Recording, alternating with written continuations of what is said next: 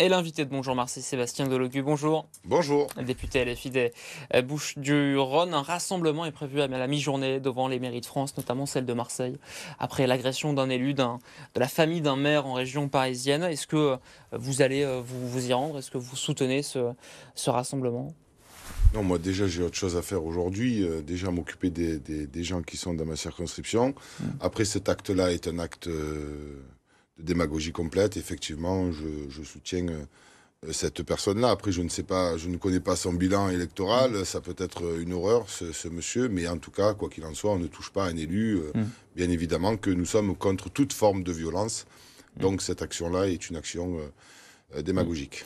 Vous le disiez, il y a encore beaucoup de sinistrés aujourd'hui, de commerçants qui sont dans une situation très délicate, très compliquée. On est tous passés devant une vitrine brisée dans Marseille ce week-end. Comment quelle réponse faut apporter dans l'immédiat, dans un court terme, pour les accompagner? On voit qu'il y a des dispositifs qui se mettent en place localement avec les collectivités. Est-ce qu'il faut demander à l'État plus pour accompagner ces commerçants qui sont dans la difficulté? Écoutez, nous avons demandé un fonds d'indemnisation pour que justement ces commerçants soient accompagnés de A à Z, parce qu'effectivement, peut-être que des fois l'assurance ne prend pas tout en charge.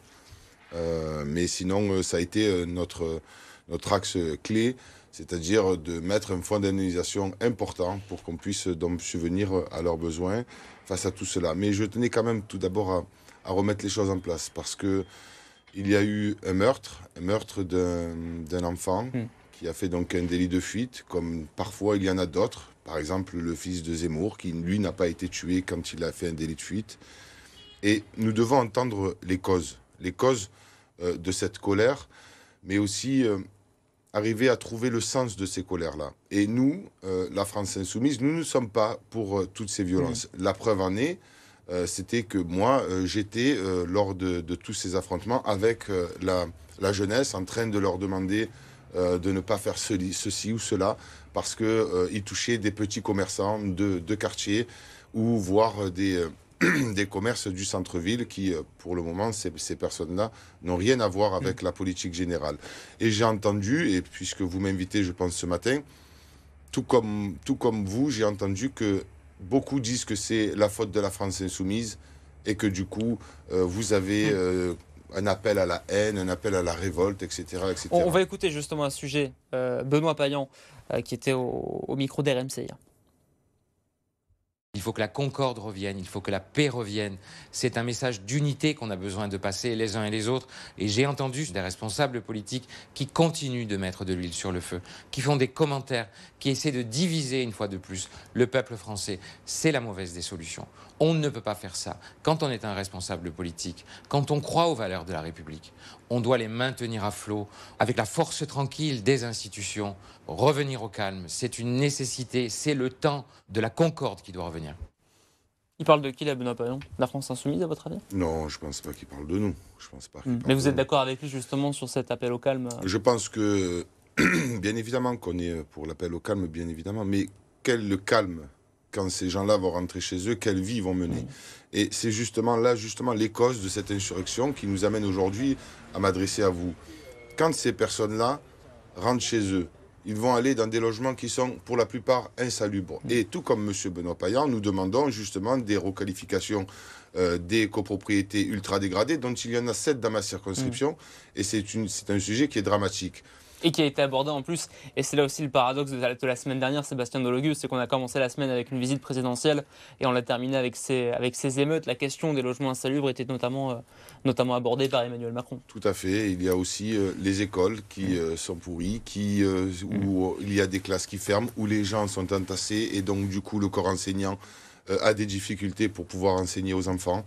Vous avez aussi, par exemple, l'augmentation des salaires qui pourrait aujourd'hui faire revenir déjà un peu les gens au calme, c'est-à-dire parce que leurs parents ne seraient pas en train de se casser le dos à travailler toute la journée pour des salaires de misère, et donc du coup ils pourraient s'occuper, parce que je tenais quand même à vous le dire, aujourd'hui je suis parlementaire marseillais, je suis très fier de l'être, mais quand ma mère était en train de se casser le dos à ranger les rayons à Kiabi à plan de campagne, et que mon père était artisan et qui passait des heures à subvenir aux besoins de sa famille, la République n'était pas là pour aujourd'hui m'encadrer et m'aider à pouvoir voilà, m'amener à un club de sport, à un centre social, etc. Et à Marseille, comme partout en France, le monde politique aujourd'hui est un monde qui a mis en place un fossé entre la population et le monde politique. Et du coup, on n'arrive pas à faire de lien.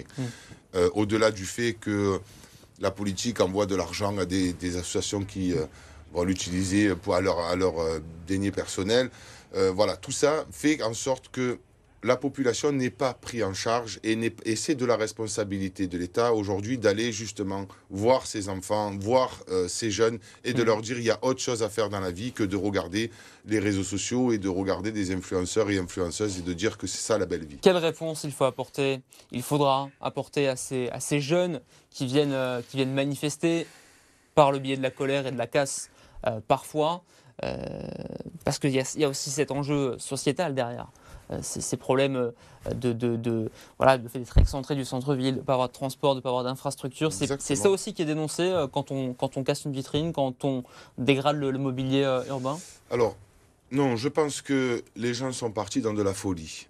Dans de la folie, pourquoi? Parce que leur vie se résume à rester au quartier ou ne pas avoir accès justement à certains habits parce que c'est trop cher pour eux, parce que leurs parents font que travailler et ne peuvent pas remplir leur frigo, parce qu'ils rentrent chez eux, le logement est totalement insalubre. Je ne sais pas si les gens qui sont en train de regarder la télé sont quand même sensibles au fait que quand on rentre chez soi et que l'appartement est complètement pourri, tout moisi, et qu'on doit respirer, et qu'on doit réviser ses cours, et qu'on doit retourner à l'école, et que l'école, vous êtes 25, 35 dans la classe, que le professeur, il n'en peut plus, etc., etc.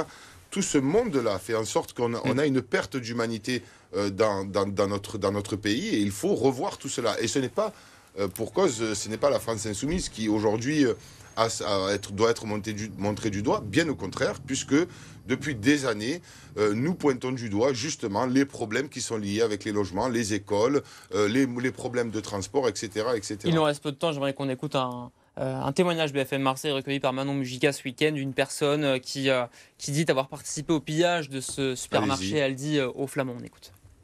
Vous voulez tuer des enfants en pile, nous, derrière. C'est comme ça. C'est la vengeance. Mais ça sert à rien, certes. Mais c'est la vengeance. Moi, j'ai pris beaucoup de soupe à lait, un peu de glace. Et des Kellogg's, c'est cher les Kellogg's. C'est cher, c'est très très cher. C'est pour me venger, on va dire. Un peu sortir la haine. On rentre, on frappe, on casse, et on ressort avec la haine. Ouais, ça sert à rien, mais c'est de la vengeance. Qu'est-ce que vous inspire ce témoignage? Ben, c'est dommage qu'on en vienne à ça. C'est vraiment très dommage. Parce que je connais des entrepreneurs à Marseille qui ont œuvré toute leur vie pour essayer de s'en sortir et dont on a détruit leur magasin. Et d'ailleurs, j'étais à leur côté avec, par exemple, le patron du tabac de la Comète au cours Jean Ballard, avec les salariés de Carrefour Le Merlin, avec les salariés de Carrefour Grand Littoral. J'ai fait le tour avec une petite dame qui avait un fleuriste qui a été saccagé. Je suis avec ces personnes-là et je suis allé les aider. Mais j'ai été aussi avec ces jeunes en leur expliquant qu'il y a une autre manière de voir la vie. Mais je peux aujourd'hui les voir s'insurger pas pour rien. C'est pour quelque chose. Ce qu'ils font. Je comprends pas ce qu'ils font parce que je ne suis pas de leur même génération et j'ai du mal aujourd'hui à le voir. Mais par contre, en parlant avec eux, parce que j'étais le seul élu quand il y avait tout le monde dehors, à les observer, à aller leur parler, à aller aider les commerçants. Et je me suis pas levé le matin et après je suis arrivé, je me suis montré à la télévision. Non, moi j'ai pas fait ça. J'étais directement au cœur du problème et j'ai parlé à ces jeunes et je leur ai expliqué aussi que moi aussi, j'avais souffert dans ma vie de l'absence de mes parents parce qu'ils devaient travailler et que du coup j'étais livré à moi-même et que j'ai fait des bêtises, etc., etc., qui aujourd'hui me vient à dire que je suis un parlementaire et qu'il y a une autre façon de pouvoir s'échapper dans la vie, mais il faut encore que l'État s'occupe d'eux. Et l'État est responsable justement de leur éducation, de leur façon de vivre, de leur logement, de leur école, de leur transport. Et il faut que vraiment l'État mette de l'argent sur la table de partout. Mais je vous rappelle quand même qu'un enfant a été tué dans sa voiture. En région parisienne, il y a 6 jours par maintenant. Un policier. Merci beaucoup Sébastien Delogu d'avoir été l'invité de Bonjour Marseille, député de la France Insoumise des Bouches-du-Rhône.